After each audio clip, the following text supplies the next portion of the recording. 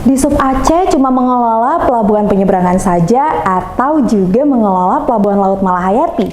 Jadi rekan Moda, ada 7 pelabuhan penyeberangan yang berada di bawah kewenangan Dinas Perhubungan Aceh. Di antaranya ada Pelabuhan Penyeberangan Ulele, ada Pelabuhan Penyeberangan Balohan, ada Pelabuhan Penyeberangan Lamteng, ada Pelabuhan Penyeberangan Kuala Bubon, ada Pelabuhan Penyeberangan Labuhan Haji, ada Pelabuhan Penyeberangan Sinabang, dan yang terakhir ada Pelabuhan Penyeberangan Pulau Banyak. Untuk Pelabuhan Malahayati bukan berada di bawah kewenangan Dinas Perhubungan Aceh, melainkan berada di bawah kewenangan Kementerian Perhubungan, Direktorat Jenderal Perhubungan Laut. Nah, untuk rekan Moda yang mau tahu konten-konten mengenai fasilitas perhubungan, bisa cek akun YouTube Dinas Perhubungan Aceh, tepatnya di rubrik Haba Moda ya.